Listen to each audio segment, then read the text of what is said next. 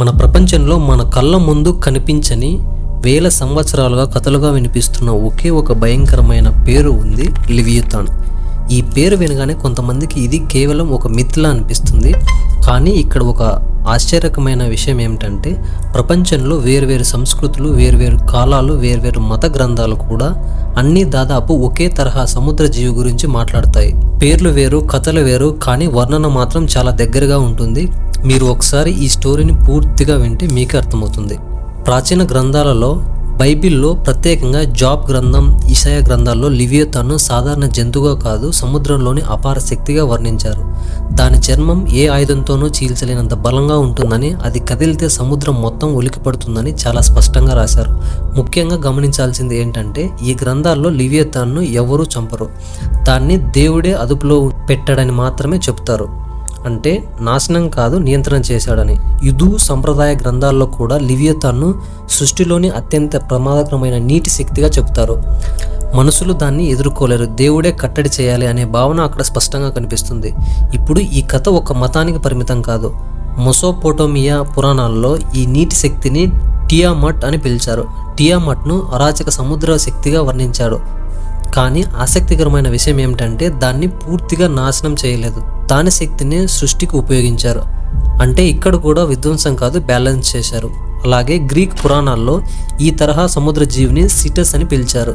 Cetus నగరాలను భయపెడుతుందని చెప్తారు, కానీ దాన్ని ఎదుర్కొన్న హీరో దాన్ని చంపడు, సముద్రంలోకి తరిమేస్తాడు. నార్దిక్ లేదా వైకింగ్ పురాణాల్లో ఇదే జీవి యోర్మామ్ గామ్డార్ అని పిలిచారు. ప్రపంచాన్ని చుట్టుకుని ఉన్న అతిపెద్ద పాముగా వర్ణించారు. దేవుడు థోర్ కూడా దాన్ని పూర్తిగా చంపలేడని ఆ గ్రంథాల్లో ఉంది. అంటే దేవతలకైనా ఈ నీటి శక్తి పూర్తిగా అదుపులోకి రాలేదు.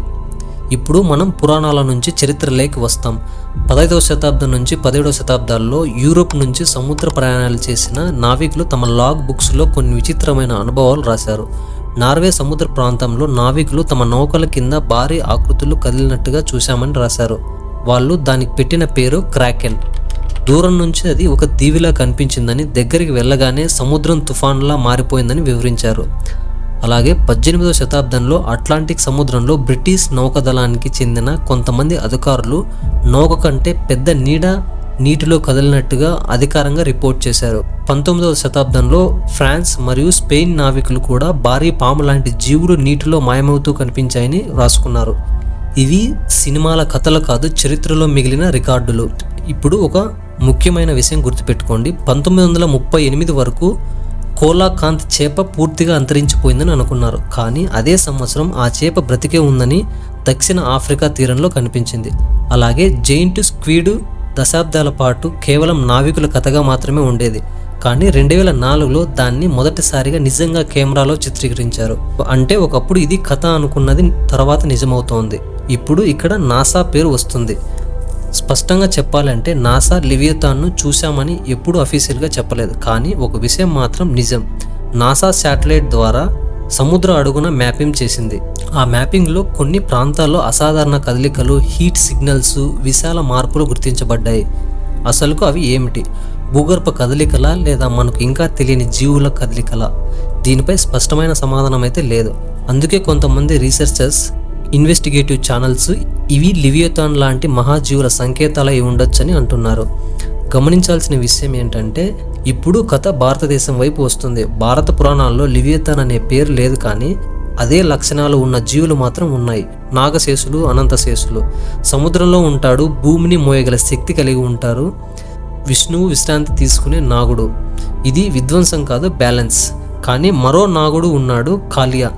కాళియా యమునా నదిని విషంగా మార్చాడు. ఆ నీరు తాగితే మరణమే. ప్రజలు భయంతో జీవించేవారు. అప్పుడు అక్కడికి శ్రీకృష్ణుడు వచ్చి, శ్రీకృష్ణుడు కాళియాను చంపలేదు, అణిచాడు, శిక్షించాడు, ఆ శక్తిని నియంత్రించాడు. ఇక్కడే ఒక విషయం స్పష్టంగా అర్థమవుతుంది. భారత పురాణాలు ఈ మహానీటి శక్తిని ఎప్పుడూ అంధకారంగా మాత్రమే చూపించలేదు. నాగాలు విధ్వంసానికి ప్రతీకలు కాదు, అవి బాధ్యత కలిగిన శక్తులు. అనంతశేషుడు భూమిని మోస్తాడు, వాసుకి అమృతం కోసం ఉపయోగపడతాడు. కాళియా లాంటి నాగుడు నియంత్రణ తప్పినప్పుడు మాత్రమే ప్రమాదంగా మారుతాడు. అంటే భారత పురాణాలు చెప్పేది ఒకటే, శక్తి చెడ్డది కాదు, అదుపు తప్పిన శక్తే ప్రమాదమని. ఇదే ఆలోచన పశ్చిమ దేశాల కథల్లో కూడా వినిపిస్తుంది.